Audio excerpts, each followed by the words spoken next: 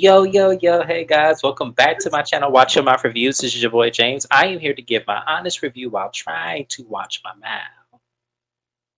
Not gonna happen this video. This is Real Housewives of Potomac, Season 8, Episode 20, Reunion Part 2. Before I get into this foolishness, I want to introduce my co-host, my BFF in the whole wide world, Mrs. Best. Y'all say what's up to her.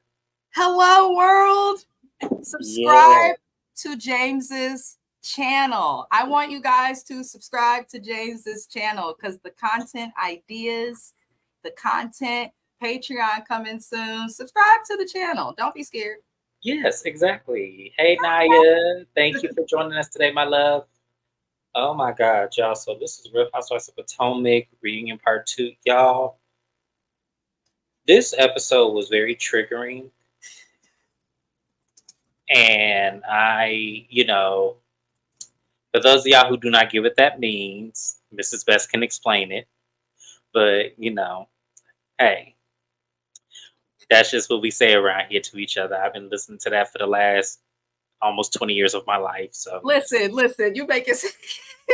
Thug Life is an acronym and a wonderful poem by Tupac. I am in no means a writer like James, but I do write poetry as like a therapy form thing, and Tupac inspired me to do so. There's more to the man than the music, and he's a Gemini gang. Our time is near. But yes. So yeah, this episode was very triggering. I'm going to try to keep it lighthearted and funny. Ooh, it's going to be hard. It's going to be hard because they touched on some things that was just, it literally felt like I was walking on a whole bunch of syringes that were pointed out. I'm just saying, it is not the best feeling. So, we opened up where we left off, where Wendy was saying that G was questioning the paternity of the child based on ink trying to come to the house and kidnap the little boy because he feels that it's his son. Now, because Mia lies so damn much, and we can't even keep up with her in these lies, she should have been a lawyer because she would have been a damn good one. She basically says that she did IUI, which is what also Aneka is trying to do with her husband as well, where they implant the sperm into the walls and he's supposed to land with a pretty much. It's help getting it up there, pretty much. So Mia says she did that and she knows her body, and she said that that baby is 100% Gordon's. Now, I could believe it because when you do look at the child, he does look like Gordon. So I just feel like, okay, I was with Karen, like, y'all are really trying to question these maternity suits when it comes to these kids to see this one day. And I'm like, at the same time, I agreed with Karen, but I'm like, Karen, look, that's their mama fault. We have no one to blame but Mia for this, because Mia put it on TV when she really could have kept that part out of it and just kept it on her and G the entire time. So I didn't want to really hear all of that from Karen, but at the same time, I did kind of agree. Naya says, I don't believe a word. I think it's a storyline, and I don't respect Mia and Gordon for using the child for this. I don't either. I don't respect them for this either because I feel like that's very pathetic of y'all to use your child in the demise of your relationship. You're muted.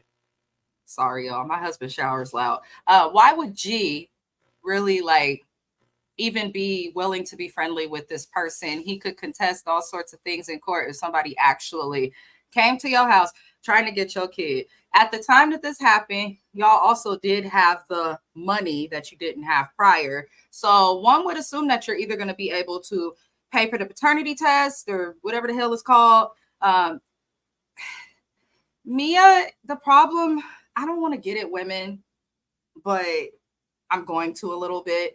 The problem when you go into certain professions, especially as a woman, is it can make you more or less credible. Some professions like teaching and nursing, it could be like a gender role thing that you may not want, things like that. But I just feel really, it's hard for me to believe a stripper. I'm sorry. And not just a stripper, because I have friends that are strippers. Me and James mutually knew someone from our high school who stripped. Nothing's wrong with stripping. I always say, I'll go strip before I hoe. I'll pop ass any day for $1. Yeah. But not if you've ever been in that environment, seen the things that a lot of these women had to go through. No one's just choosing to do that if they have other options, is what I'm trying to say. So I feel like the fact that Mia's entire inception on the show has been about the fact that she was a stripper and Dr. G, or not Dr. G, Lord, the other G, but G basically played Captain Save-A-Ho quite literally. It makes it hard for me to believe both Mia and G. So most of it is her background, and she literally has slept her way to the top. It's a fact. I'm not mad at it. She's not embarrassed about it, so we could talk about it. But James is looking like, please shut up. But it's the No, truth. I'm talking about, no, I'm looking at Naya's comment that I have on the screen Oh, I here. didn't see Naya. Tar. Oh shit, Naya. Wait. Okay, and I'm worried about my words. Listen. Wow. Okay. That's What? not something I mean I've heard since Mortal Kombat days, but okay, Naya, you taking it there. Okay, Naya. Shout out to That's Naya Green, y'all. That shit is like my crazy. child. That was hilarious. But I think the thing, they're liars though. That's all. yeah, there definitely is lies between the both of them. So basically, Mia has said that in terms of her going through all this with G, all of the ladies have reached out to her with the exception of Candace and Wendy. Now, Candace said up front, look, yeah, I didn't reach out to you at all. I will own that, absolutely. Wendy is coming from the standpoint, look, he has been saying all kind of crazy ass things about you. And where we left off last year, it was hard for me to really say, okay, well, let me reach out to see if she's okay when there was physical assault there. And a lot of people, especially on the other side of that couch over there, Robin, she apologized for that, and didn't they? And Giselle co-signing, yeah, they were weren't they bumping vaginas, and it was like, so because she apologized, and they were having a little fun while being drunk in Mexico, that's supposed to omit physical assault. That's what we're saying right now. That's crazy as hell that them two would even think that was supposed to be okay. Like I was like, wow, the nerve of y'all. I know that people like to make it seem like on these shows, like it's normal to just fight people and move on. But if anybody ever physically assaults me, and it cannot be you, it can be the liquid in the cup that you was drinking finding its way onto me. If anybody assaults me, I don't think that there's a way to come back from that. Like maybe if it's a sibling or something, fine. But even then, I think once you get to a certain age, keep your fucking hands to yourself. And if you can't do that, then expect nothing from the person that you have assaulted. So it's weird that Mia would even Anybody care. that means you any harm does not mean you any well. I've always been taught that, and I've always lived by that. Anybody that means you any harm does not mean you any well. So I feel like, yes, though they were cordial throughout the filming of this season, because the more people you film with, the more better your check looks. So I understood Wendy for making somewhat of amends with Mia, because it would be easier to film with you than to film around you, knowing that the only other person that I can film with is Karen, Candace, and Ashley. If I get at Mm. least one of the light skinned team members, the one I'm probably least problematic with, which is Mia, then yeah, of course I'm going to do it. Like I would do the same thing. But please not misconstrue that doesn't mean that we are by any means necessary friends, because we are not. I think And I also, agree with Naya's comment when Naya said this. We all know Mia wouldn't have reached out if it was reversed. And that's my whole point, because we see them in today's time. They had went to the Nicki Minaj concert. Wendy wasn't invited. Candace wasn't there. mm-hmm. They have all I went to think because dinner. Nicki Minaj's dumbass is based We on, know, we know, we know. yeah, we know that she, and I'm not talking about her music. I just don't, please don't come for me, Barb's. I don't have time to read y'all. Not today. Maybe next Yeah, week. I have all the energy for them, because especially when we get to a certain topic on this. And with all of the other women whispering, didn't she apologize? Didn't Candace apologize? Did you show her any Boom. forgiveness? Boom. And that's the whole thing. That's what they're missing. That's what's not coagulating up here. I'm telling you, they only using this middle part of their brain up here because they're not making sense. They They're know that they're not making sense. I think that the worst part of this cast, specifically the women on the opposite couch, is that they genuinely know what they're doing. They don't care, but they still want to throw daggers, not caring if they look a certain way. The lack of care means that you have a lack for your job, a lack of care for your job, and you need to go. Wendy does what people do across all Real Housewives franchises for the most part.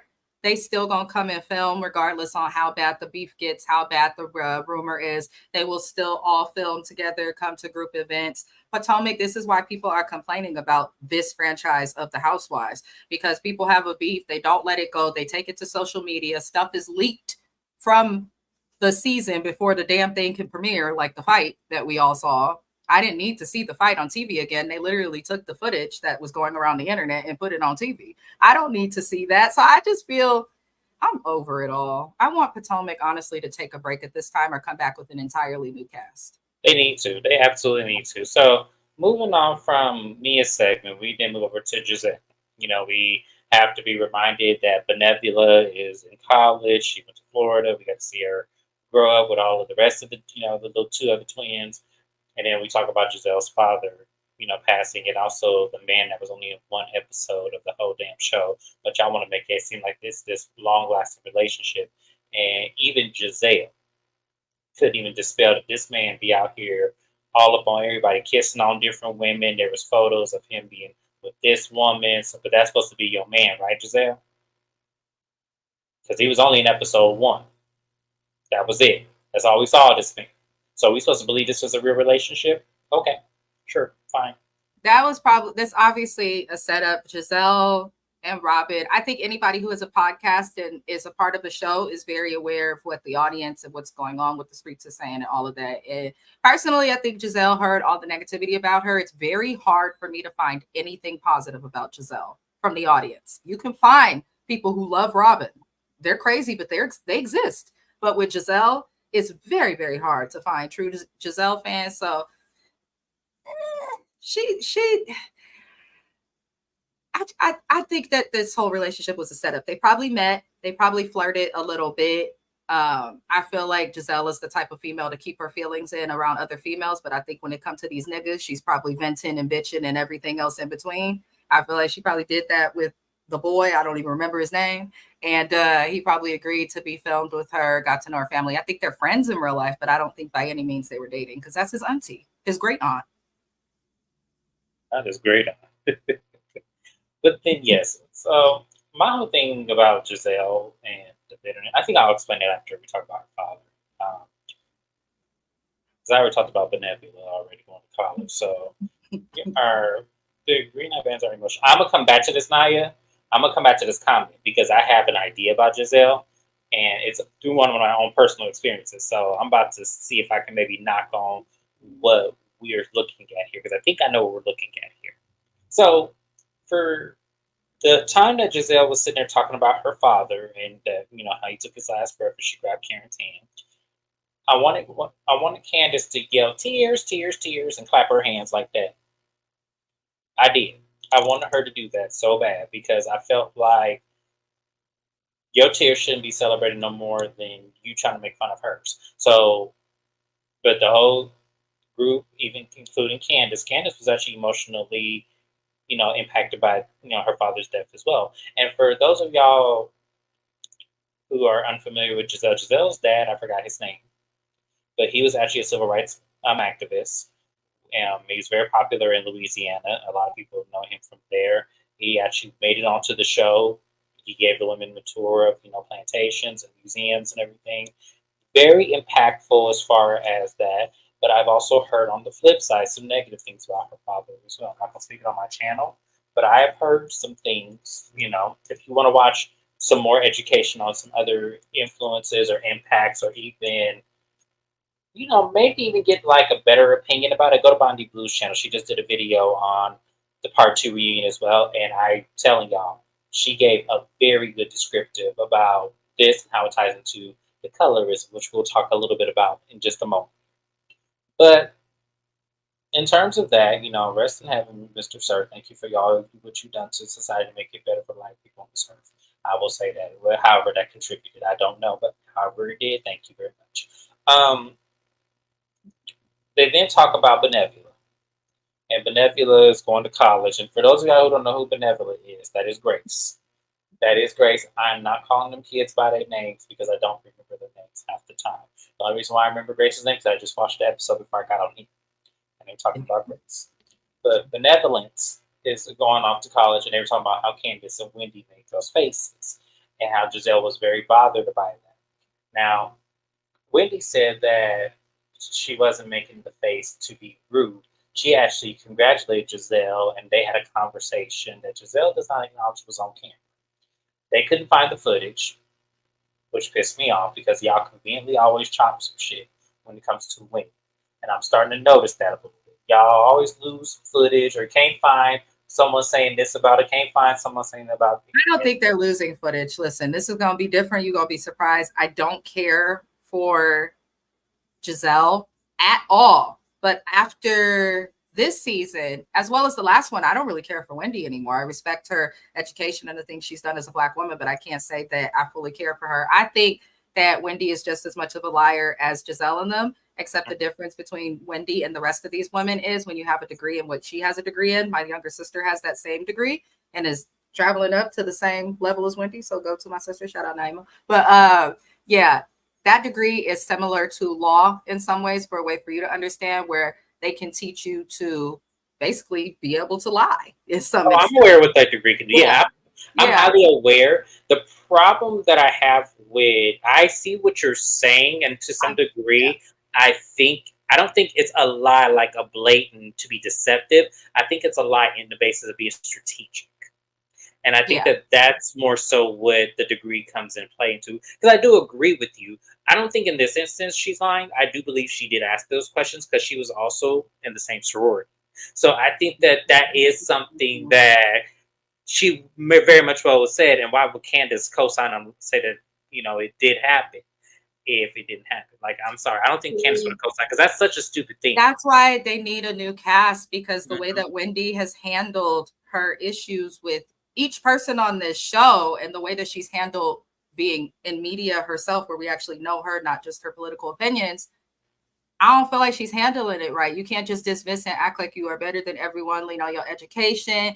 And the bullshit that she pulled with her mom, which I know you'll get to later, also showed me like, oh, okay, so you know how to spin the truth and certain things into a way that is either believable or makes you look more innocent than you are. So it makes it hard because something probably was said if they're in the same sorority. I cannot negate that. But I don't think it was filmed. I don't think it was a conversation. I feel like it was just a quick little chime-in thing or something while they were discussing the daughter. But Giselle irritates me because nobody ain't said shit about your child. Nobody ain't done shit to your child. Nobody on this cast has really even barely interacted with these girls. Most of the time we see her daughters on camera is with Giselle, just around the house handling business, talking to their mom about how fucking stupid she is. I want Giselle to, instead of being offended by her daughters, listen to what her daughters have told her and how she handles this group and how the things that she can do are rude, how her responses to people is dismissive, how she can look like a bully because her own daughters then looked at her crazy. She reminds me, Grace, of Heavenly's daughter in terms of how they will tell their mamas about themselves. So I don't think it's Grace that reminds me of Allure, because I think that too. I don't think it's Grace. It's one of them twins. I can't picture which one it is. I don't know between Angel and Adore which one because I can't tell them apart. I don't know who's who. But I think it's one of them twins that remind me more of Allura than Grace. Grace kind of remind me of like I don't know. It's like she'll say something, but she'll wait to see if someone else has the same opinion, and then she'll co-sign. That's what she gives me. But I'm not gonna speak on this lady kids because y'all know how she is about them girls. So let me not, speak on them girls. How is she about her girls? Because if I'm talking about my kids, I'm present and accounted for. I'm looking at every person's face, especially if I'm speaking about my child at a table full of women who I know don't like me. She didn't have to be allies at that table. So how is it that you bring up your child around people you know don't like you, who you think so lowly of and think that they would talk about your child, right? You're going to bring up your child at that table and you want to be mad after the table's gone, days went by, Robin had been said something right after. You want to wait time. What kind of fucking parent is going to sit there and really think in their heart of hearts, even if it's not happening. But how is a parent going to feel like their child is being truly disrespected by an adult for no reason? And you going to sit quiet. And then, even then, Giselle's bitch ass didn't even check shit. If I thought somebody came for my child, I'm not letting up on you. She barely even addressed them. So it's like you can't just be this nonchalant Giselle, even when it comes to that, because she know damn well nobody said nothing about her fucking child. And good job to the child for being in college. Get your degree and date someone who is not a pastor. And I wish you well, little girl. That's all we could really do. But Giselle got to stop. I didn't even like that it got there. And I think that's why Karen shut Andy down in talking about kids as a whole, because she saw this was going nowhere. And you can't really check somebody about their kids even when they're wrong, because people don't want to listen. Very true. Now, I wanted to tie it back to something you said about Wendy. I want to tie it back to, and that was Giselle calling her mother evil. And I think this is where we're tying in the strategic lie.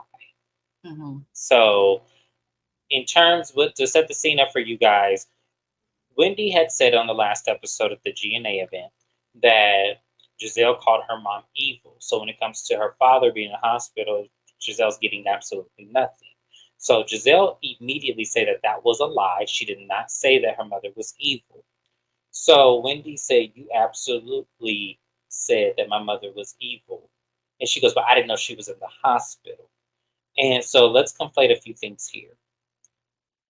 Now, I don't know if Giselle just does not remember everything, or if Giselle is trying to play chess instead of checkers, because theoretically, you guys, she did not say it. However, if we go back to that pickleball episode where Aneka and Wendy got into it and they went shopping, it was her, Mia, Ashley, and maybe Robin. I don't remember Robin being there, but I know for sure Mia was there. I know for sure Ashley was there. And they were talking about, the shrine thing, and Giselle said specifically out her mouth, "I called Jamal when that happened, and Jamal told me, nah, that lady is evil. Stay away from that." That is exactly what Jamal. That's what exactly Giselle said that Jamal told her to do. So she's going to follow it.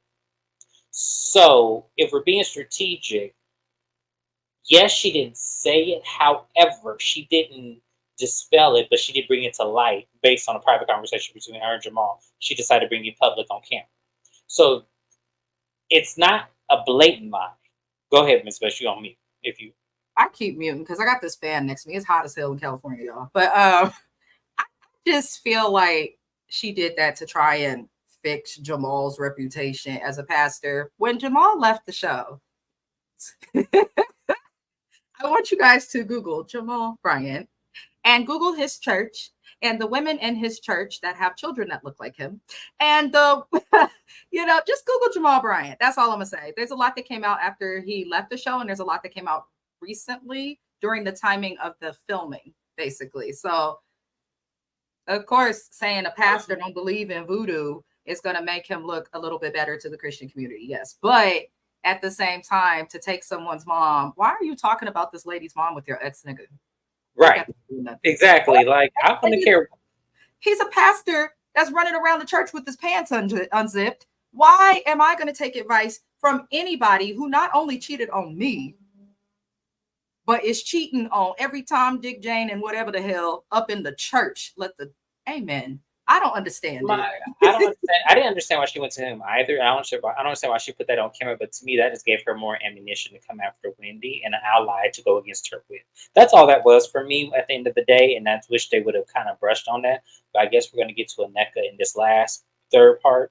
So she was killing me with the side questions, or she was making me laugh because she kept trying to, get at them a little bit. Giselle's proving that she's pressed. Absolutely. I do believe she's pressed. I do believe that it does bother her to some extent that she didn't achieve the degree level as Wendy, and that she didn't obtain the lifestyle of, the rich and famous trophy wife thing. I think that does bother her. I do. I think that is something very shallow. I mean, we've talked about her clothes for seasons. She hired a stylist and got her shit together. Prior to the clothes issue, Giselle's hair used to be a mess. as much as y'all love the Grand Dame too, Karen used to be looking toe up on this show. So it is. I feel like Giselle is definitely aware of others and does care heavily about the opinion of others. And the people who are often that way are usually the ones who act like they don't care or do things that most people would not agree with, which is Giselle. But she very much so does care. And I believe you. I think that's a great point to bring up about her husband. You the daughter of a civil rights activist. You went to an HBCU. You did your big one and all of that. And then, and then, and then you give it all up for a nigga. I just want to say this to women in general. I don't care what color you are. You don't got to stop shit and stop your shine, dim your fucking light for nobody. And that's men too. You should be able to be with people and do things for yourself. I've been with my spouse a long time and I got a degree and he supported me thoroughly through it. So it's like you can grow and excel professionally. I think because, and you know what's funny is that I was going to talk about this in this video. I was going to bring up, you know, probably a panel to talk about this, but it just the act of service, what we're taught, you know, as people when you get with, you know, men in general is that they always have to be cared for regardless of whatever you have going on. You're supposed to throw everything away to make sure that he has what he needs because he's supposed to get up and go out and provide and do everything, and you're supposed to do everything else. And I think as a society, we do have to stop, you know, putting that, you know, theory in people's minds that that's how it's supposed to be because then we get lost. All I see is Karen shifting her way on camera. You know, Karen has come a long way, but when I looked at Karen's first season, it was hard for me to her to convince me that her husband had money and that she was, you know, substantially, you know, making seven figures. Her husband was because she looked. Because let me explain something to y'all. It was 2000. This show started in 2013. Mm-hmm. Karen had a 2006 Mercedes. Like, we're not going to play like she was driving around and had that same car up until season 3. Karen didn't convince me she had money until Wade's tax issues happened, and that's when I saw what he owed in back taxes for 5 years.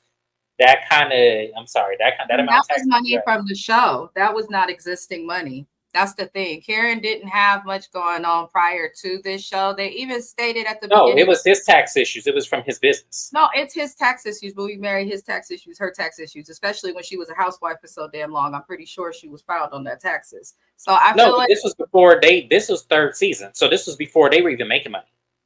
I know, but I'm saying the timeline that Karen and Ray have been on this show, I feel like most of the money in the businesses that have done well, because Ray, he was like the Black Bill Gates, they used to say. I had a hard time believing it.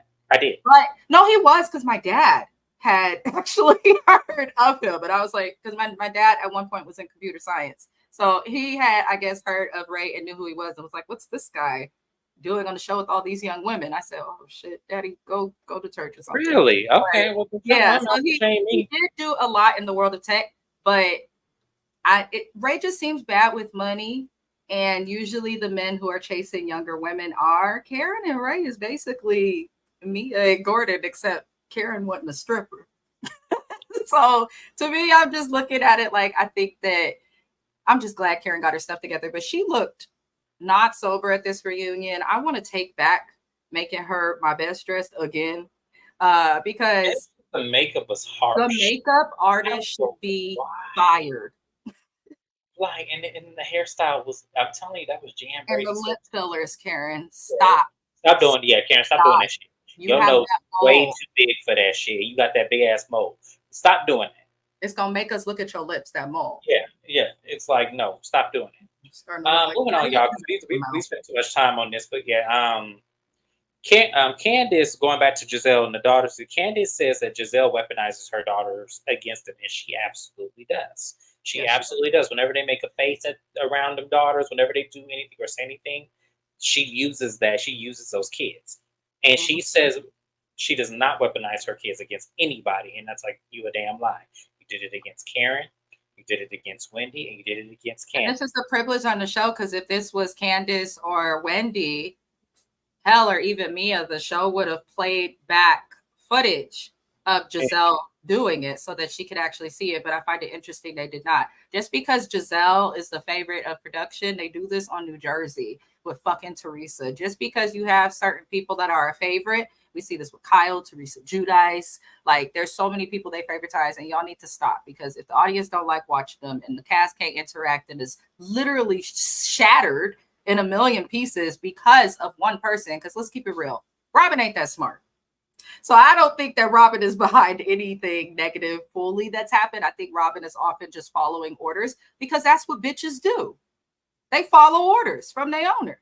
And Absolutely. yeah, I feel like that's what that is. But Giselle, uh, she uses them kids, and they should have rolled the camera back to show it. You know Okay. that the audience calls it out. You see the bullshit online. Call center at Bravo, NBC Universal. Like, play it back. Keep the same energy for the whole cast. That's how I feel. Yes, exactly. So moving on to Candace. So Candace, we talked about Candace. They asked her what was wrong with Drew Sidor joining her on the tour, and she says she conducts business a certain kind of way. Drew doesn't uphold to those standards. I 100% believe that. Now that she has clarified it, because remember, y'all, I called that out. I thought she was being shady, but now that I'm thinking about it and knowing how Drew moves on Real Housewives of Atlanta, I see what Candace is talking about. So they then bring up. Let me see. Did I want to talk about? Yeah, I'm gonna go ahead and talk about it because I don't care about the other things about this. So then they talked about her and Robin and how she has texted Robin, messaged Robin on social media. Robin hasn't responded, and then when Robin did the whole paywall thing to talk about Juan's infidelity, which if y'all paid that money, y'all need to ask Robin for a refund because she didn't share shit. Um, because she didn't share not a damn thing that we couldn't already had guessed in our heads. So Robin said what made her take a pause from Candace was Candace accusing her and Giselle of being colorless. Oh And my God. y'all, I said she has opened up the floodgates of hell because I said, Robin, this is the pot that is calling the kettle black, Mm. literally. Because you forget when season one happened, Katie Ross, who I wish they would have brought back. I don't know. I know Katie's problematic, Bravo. I get it. She's We at not. rehab. Yeah, Yeah. yeah, and I get she's problematic. No, she's just problematic in general. I get it. She's a Mhm. liability. I get it. But at the same time, I can remember a time where because Katie is biracial, she's half Jewish, half black. I remember they were telling her, "Oh, well, what boxes are your daughters going to check when they had to fill out certain forms and stuff?" That is being colorist. Hello. And Katie had to defend that. And the problem is because Katie was so problematic, we all couldn't come to Katie's defense like that because it did seem weird, it did seem odd. I am Mrs. Best. Fortunately enough for us, when we grew up where we grew up, we had so many different types of walks of life that you couldn't even imagine. Which is why when I got into this world, nothing surprised me about different walks of life of people because I guarantee you, I went to high school with somebody. We had Jewish and half black and half Jewish people in our high school. We did. They were a little bit older than us because I don't know if they had siblings or not under me. I don't remember. But I remember the next year up, we had them. It was very popular. Black Jewish people are is a thing. So it was very ignorant of Robin to say that. So it's for then now 8 years later, you to come back and say you've been accused of colorist was so detrimental to you when you were having examples of you doing it all this time. It was rich for me to hear her say that. That was so rich of Robin Robin to forgets cry. people have not liked you really since season one, Robin. People have been accusing Robin of being colorist longer than they have Giselle, actually, as quiet as And it's it was been. because of that. It was because of yeah, it was because of Yeah. Katie. And that's when I saw it. Here's the Every thing, time, too. yes. You're upset that Candace feels like you're a colorist, it seems like, from her perspective, because she and Candace were friends. You can be friends with somebody and feel that they are colorist or racist. I had a Absolutely. very close friend that happened to. She was cool, but after a while, I'm like, when you're with me, you want to hang out of windows, listen to rap music, and make little comments and be like, oh, yeah. And she's from Oakland when we're traveling and stuff. And I'm like, yeah, I'm from the hood, but I try not to allow people to know that and just get to know me for me. But when you have your Caucasian friend doing that, it's kind of like, okay. And at first I was looking at it like, but then it sometimes takes a while for a person you consider a friend to do something that shows you like, oh, you are racist. And that could be difficult. And I kind of feel for Candace in that aspect because with my situation, the people I would tell, with the exception of James, would be like, well, no, because I'm black and we're cool. It doesn't matter. You weren't around this person as much as me. So I think Robin has to understand that some things can be a slow buildup. Someone can love you today, and tomorrow you could say or do something, or they see something that makes them feel like you are something that you're not. That's just the world that we live in. It's called fucking perspective, and every person has it, and they're entitled to it. So for her to be upset because she's been called colorist, you are more upset, bitch, at the fact that you are being called a colorist and what that does to you than you are for the pain of your black sisters who feel like they are not loved or are less than because of the color of their skin. And that pisses me off with Robin. Are Yeah. you guys ever going to acknowledge that your audience is triggered clearly from the stuff I see online? Your audience is triggered, especially the audience that looks like me. Okay. And I'm just saying, darker the berry, sweeter the juice. That's all I'm gonna say. But like it doesn't make sense to me. So all everybody on this cast has to do is like acknowledge, like, I can understand how people could feel this way because we are both this shade. They are white adjacent. It's a fact. That's what Candace is saying. But I promise you, I am not that. And it hurts me that you feel that way. That's all Robin needs to say. To come back a year Absolutely. Or later, even do what Wendy said. I might not. I'm gonna give Wendy a lot of credit for this because this was the question. Instead of it being, I'm not colors. Why don't you ask the question? How am I constructing myself to be a colorist yeah, on the show? That I'm is all you have to trying. ask because sometimes people can be ignorant to that. You can be ignorant to being a colorist because in our society, as Black society goes, that is something that is indoctrinated in us, Yeah. unfortunately, to be colorists. You have your ignorant uncles and cousins mess around with lighter skinned women because they want lighter kids. They don't want their kids to be dark. That is a form of colorism. You have, your light skinned kids that you felt got better treatment because they were deemed so much prettier and they had the nice textured hair and stuff. That is deemed as colorism. So it's indoctrinated in us, and it's many conversations we have had on this. I am biracial.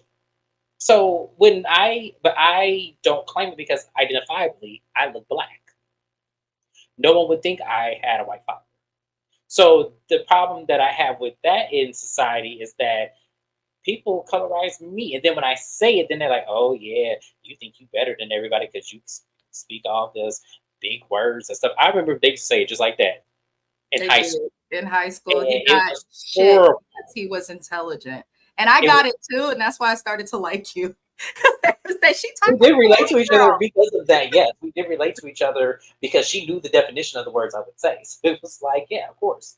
Yeah. I'm older than her. That's why we weren't as close as we could have been until we got grown. But the problem that with society is that yes, that's what they teach us. They teach us to, be on a post. And Giselle gave us a big example of that because she said, hey, I come from a historical black family. A father that was an activist. I went to a historical black college, but an all black sorority. Doesn't mean And I anything. said, Those man, are some of the you went places to that she college. thrived. Yes, you went to college when School Days happened. Do Thank you you. not remember that movie? They based that shit on your sorority, you know? So, what is I saying? My grandmother was really light skinned and my grandfather was dark. It took me becoming an adult to realize their kids being lighter got them opportunities not too many people did in my neighborhood. Absolutely. Yeah. And that was one of the reasons why people did, you know, black men did go to white women and try to go with lighter skinned women to have kids who had fair light skin as the past as being white. That's It's just really what it is. unfortunate. They do that. I had kids because my grandmother's Creole, so she is very fair skinned. And my grandfather was not. And so we all and my grandma's kids came out like this. But all my cousins and stuff, when we used to have reunions and stuff, people would come up to us like other black people because y'all just having fun, right? Because it can't be a family reunion. Like really, like this can't be a family reunion. We all have the same high cheekbones, the same eyes, the same grade of hair. The only difference is skin. And you're telling us that we can't be related. This isn't a actual family reunion. We just calling ourselves that because they light skinned and we just out here. So I get that. And Keisha Cole's another good example for those familiar with the Bay Area. She's from where I grew up, like right around the corner, quite literally. And I remember my grandmother was friends with her grandmother. And I remember seeing there was a lot of artists at that time coming out of the deep. And there were a lot of chocolate artists coming out of the deep. And Keisha made it. She's deserving. She's very talented. But it does make you wonder, like, she's very fair skinned. Is that the reason why? So a lot of the stuff with colorism is something that we perpetuate against each other as Black people. So I do appreciate Wendy and Naya for commenting what Wendy said. Step back and ask why, because that's like, we're not attacking you. We're not going to call you anything further. We're just going to say, step back and ask yourself why people think act like you. Just because you don't know something that you're going to be deemed as somebody who should be in higher consequence because you were doing something just because you didn't know. And it's like that's how you learn is if you don't know. Because if you don't know, then you need to ask. But I think that because they feel that that's beneath them to do that, and that's the problem that I noticed with both Robin and Giselle. They think that that's beneath them. That's why they don't want to ask these questions. They think that it's beneath them, which is once again you're proving the point. Yeah, it's the colorism. White adjacency, because those, unfortunately, they are known to be people who feel entitled to certain things and feel like they are above others. Giselle, to believe that is bullshit, and to say, I get along with everybody on this cast. There are only 2 chocolate people on this cast. That is Candace and Wendy, and now we only have 1. So of course you get along with it. You just don't forget about Aneka. Oh, I don't care. I know that she's there. I don't acknowledge her. The I don't acknowledge NECA. And NECA, they're not friends with NECA. That's very clear. I always feel bad for the girls who feel like they have to fit in with the cool crowd, things like that, because I feel like you can see from a mile the fuck away, especially somebody as thirsty as NECA, who's had a relationship with Bravo for over 2 years and has likely watched these shows. NECA. You know these women are not your friends. You know that they will turn on you. And they turn on the women who are chocolate because they do fucked up shit. Like Giselle's does shit to Karen, and Robin's had issues with Ashley and all of that. But the difference is the things that Karen, Robin, Ashley, and Mia do to each other are not nearly as vile as what they do to the darker complexioned women. And if you take it a step further, child, they never seem to also be able to see the fact that what you're doing, how you're acting is causing you problems. It's like they think they're gonna like manipulate the viewers or some shit. Well, it's here's like, the thing, and this is what, and it's funny you brought up the whole Aneka thing because I didn't like how she talked to her husband when they were meeting up. I didn't like that. I kind of felt like for me watching her do that, it was like, man, you are giving these women ammunition if you don't even know it. You need to be a united front at all times because they don't want to catch you slipping. He has already led on to the cameras that 1, he can get angry, and 2, his defense of you, it could be ruthless if it goes the wrong direction. That is what he shows us already, just of us being viewers. But what I'm going to say is this: Giselle does not like when a darker skinned complected woman has more than what she has. And because Ike is not here all of the time, he's a travel doctor. That's what he does. So the fact that he's not always there, and then when he comes to a time where he is there full time, that's going to bring the open pocketbook for her to slip in and accuse him of something, or say he's this, or say he's that, because she has done it to every single husband on this show. I want to know why this is so random. If NECA, baby, if you had a relationship with Bravo for 2 years, why didn't you apply for Married to Medicine when you're married to medicine? I just want to know. So you know what? Some tells me, and I can't prove it because Dr. Alicia didn't say it. Some tells me she was on Married to Medicine DC. Some tells me, I don't know why. Yes, because they did a pilot a few years ago. Some tells me she was on that show. Yeah, because I'm like, what are you doing here? You're not a housewife. According to your Instagram and accolades, I can look up for the state of California. You're an esquire. So I don't know. I wish Dr. Alicia would have said who was on this cast, because something tells me she was on this cast. Something tells me she was on the pilot of Married to Medicine DC. I cannot prove it, and as I said, this is allegedly because I can't prove it. She's busy expecting her mouth, avoiding oral sex. She's busy. I forgot she said that. Oh, She doesn't have oral sex, y'all. She says because she, as a dentist, knows the things that it does to your mouth. My mother-in-law is a dental. She's a surgical dental assistant. She's done it for over 30 years. So I've got the chance to be in like dental offices, like with the dentists and things like that. They put the eggplant in their mouth. That's what I'm gonna say. So it's like, as okay, somebody else, when I did forensic science, I also took dentistry. I didn't finish because yeah, you have to. yeah, you have to. So, well, no, you don't have to. It just looks better. You'll get an extra $100,000 by the state if you do it. I don't know if every state does this, but California now they make you. yeah. Oh, they make you now. They might, because that was 10 years ago, so they might make you do it now because they want to kind of kill two birds with one stone. But yeah, I forgot Dr. Alicia. Yeah, whole different subject, whole different day. But yeah, I didn't like when Aneka did that. So the men come out. I loved Ike's outfit. That The hat traditional is a claws. traditional claw. Yes, I loved it. Thank you for showing. You know what? With the hat, I see what you're talking about. At first, because I followed him before they were even on the show, and I was like, I didn't think he was all that. He was cool. I liked what he stood for. I loved his business acumen, but I didn't see. But until you wore the hat, I was like, oh, the traditional. I see what you're saying now. Mhm. Yes, I loved Eddie's outfit. Eddie's super bad as hell. I was like, dang. Chris and Ray. Ray was just walking slow. Ray getting old, y'all. Ray ain't for this drama now. Got to stop making him come out. This is. He was struggling getting to that stage. I said, Kara, come on now. You gonna let this man do all this. And G was there, in his emotions, definitely. And they then started off on Chris. They say, Chris, we don't see much of you. Like, where have you been? What's going on? He goes, I don't feel like I'm wanted in this group, so I stay away.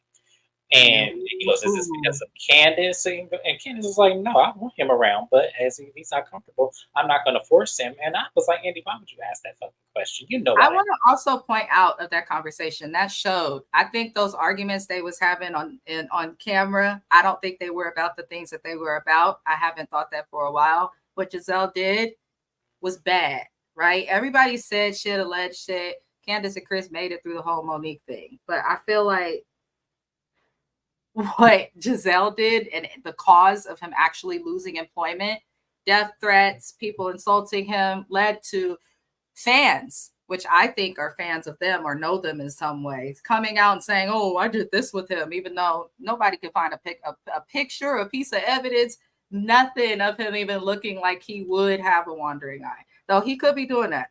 But I feel like what Giselle and them actually did impact their marriage. I don't even think this is about marriage. I think anybody in a relationship where they live with and pay bills with a partner, or if you've done that in the past before, can kind of understand that if a person at your job or someone in a friend group, or you go to events and stuff, if someone is acting in a way that's toxic, and these housewives environments are toxic to some extent, that's why we have all these alleged lawsuits and things popping up, like that's going to impact your relationship, especially when you have a man who has the ability to make money. Chefs make good money. Candace has a master's degree, comes from a family with money.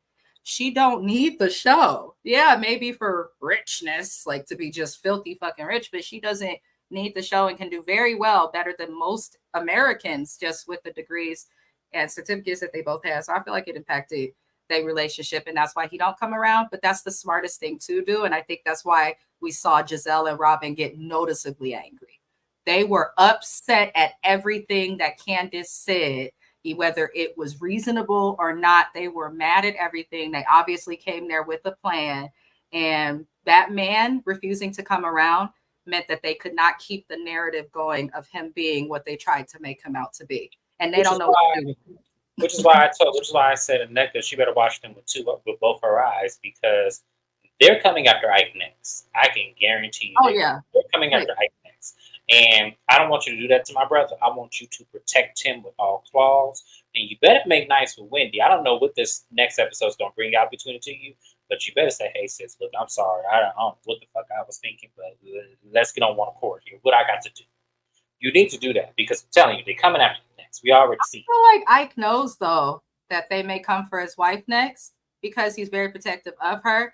The other reason I think that he knows this because though NECA has acted like a D-bat on our screen, she is intelligent. In order to pass the bar, goddamn it, you are intelligent.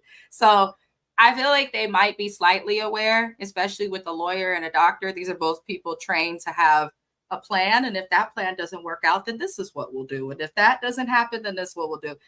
We know that y'all are Nigerian. You've been preaching it to the fucking world. When you go to their Instagrams, you see it. So he shows up in Nigerian garment, but usually when a Nigerian couple is together, you would see both of them in the garment, but just he was in it. I think he came there in his garments to send a message to them wenches, like, it's my culture, I'm showing it, don't come for my wife, like a little quiet message. But I could also be reading too much into it, but I think he's aware. Because that went over everybody's head. Andy's like, I want to borrow it. You know you're not supposed to borrow the traditional garments. Now, come on, man. They're supposed to be passed down.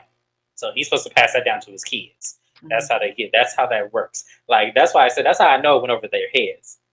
They're not looking at that. They're looking at, because they run this shit. They, light skin is the right skin according to Bravo, right? They know they don't care about all that. They're going to come after you whether you like it or not, because if they ain't got shit else going on, because I know Kierna is coming. I hope she gets Candace's fluke. I hope she does. But they know they can't mess with her because they know what she about. She about them hands. So they going to, go, of course, go after NECA because she's not, And part of NECA, she gets me spoiled. I don't know why. She said she was spoiled. Her parents had a struggle. They came here from Africa. Her mom or her dad is a doctor. Her mom is a lawyer or something like that. So she grew up well. She stated that. She's very spoiled, it shows, because why haven't you opened your wedding gifts? Why do you expect for a woman to give you any form of apology after you've called her mother a witch on national television? This is what makes her need to look at that cousin a little bit further, because I said that was the problem. We spend too much time on the neck. So let's go ahead and move on. So Robin decides to take it upon herself to ask Chris about the photos. Chris shut that down, not once, not twice, but 3 times, and she still didn't get the clue. It was like, how many more times he got to tell you? And you know what? Their favorite line. I don't have a man to defend me, so I don't want to argue with a man. I'm a woman, so this isn't fair. You shouldn't be talking to a woman like this. But they love to come for a man that's not coming for them. My thing is, Robin, you can't even answer. You talking about some screenshots? Yeah, you can't explain the receipt that Ron showed you of him paying for a hotel room for a woman. And then you fed us some story that was so unbelievable. He's a nice guy, so he felt bad. Well, why would she reach out to him? We still need an answer to that. Why is nobody asking this question? Why is Juan deleting every text message and email that comes his way? Right, but you want to ask Chris about he needs a job. I should see, thank you for your application. Thank you for your application. Thank you for your application. Hell, I even want to see thank you for your application. Unfortunately, we regret to inform you we're moving on to candidates. I want to see a candidate, but unfortunately, we chose to go with somebody else. But she can't even see an email between him and his PR or whatever the hell is going on to protect his image because he's so busy deleting shit. Listen, leave it to the bitch with no nigga around to want to come for the man that has a wife right there. Candace is definitely right for leaving the show because after that, I would have been done with Robin. And I'm irritated that Andy and nobody on that stage called out the fact. Thank you, because I was about to say the same thing. Where is Juan Dixon? Where is he? Because I'm going to say this. You talking shit about Chris, but he got a job, baby, and he found a way to be here. Even after you bitches attacked him and impacted his career and professional reputation. He still made it there. We got a traveling doctor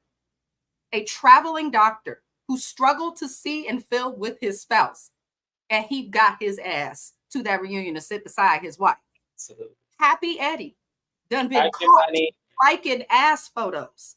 Happy Eddie likes titties and ass. That's why Wendy had to go get hers done.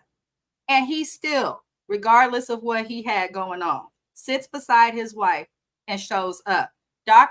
G and Mia are in an actual separation leading to divorce where he's hurt. I can't even call it cheating, but they're in some mess. Somebody else, a man that she was fucking while he was healing from cancer, came to their house allegedly to take the kid because now they don't know if the boy is his son or not. And he still sat there behind Mia, but Juan Dixon cannot come sit behind Robin. And when all you was doing was laundry, I hope he gets an infection from a Tide Pod. Ooh, stop. Okay, let's move on, y'all. She got her feelings. It pissed Yo. me off. I can't stand Juan. And I'm just like, the shit that he does makes us dislike Robin more because Robin is so slow, she don't know how to handle it. So I'm just like, Robin, you cannot talk to nobody's husband about shit until you can figure out where the hell your husband is. Because I know where mine is. Does she know where hers is? That's all I want to know. Okay, well It's then the here we truth. go. Making a So, mockery of marriage. y'all, we can end it on that note because Chris and Giselle went at it a little bit, and oh Lord, not Jim Franks, One big son. right? So that was it. G says something about they all have been suspecting this big secret about him and this big reveal of him and me, and then it goes off on a cliffhanger. I don't care. At this point. Y'all can just go somewhere. Y'all are weird. Y'all are posting each other on social media and shit. It's like, what is going on here? Yes, not Wandering Dixon. Yes. Wandering. Yeah. Yeah. Where is Juan Dixon, Robin? So that's it, y'all. That was Real Housewives of Potomac, Season 8, Episode 20, Reunion Part 2. I know that the third part is going to be about Aneka and Wendy. And yes, since I did not cover their beef throughout the entire season, I will cover it for the third part. I'm going to tell y'all like this. Aneka better come with it because she's not looking too good in my eyes. That's all I'm going to say. She better come with it. She better have some facts, something to back up all this bullshit she has caused. If she cannot do that, I'm not going to want to see her next season. She's literally caused a divide in the African community too. It's like, not good. She did an interview trying to dispel that, but I feel like it's too late. You shouldn't even have did it. You shouldn't have listened to that cousin. If it was really, because I believe it was that cousin, you shouldn't have listened to that cousin, and you should have just, had an opening heart and tried to, even if I knew it was some fuck shit going on that my cousin said about the other Nigerian person, my goal is to say, well, let me see for myself, and I'll make the assessment then. Because I got to be on the show, I got to film with her. The last thing I want to do is to have someone who is considerably my sister in culture to, you know what I'm If we saying? take all of the culture out of it, though, do you really think that I don't care what nobody does to me? I'm not going to talk shit about your mama. I actually had a friend whose mom was tripping, calling me, threatening me, all types of crazy shit. And I just listened. And when she finished yelling, I hung up.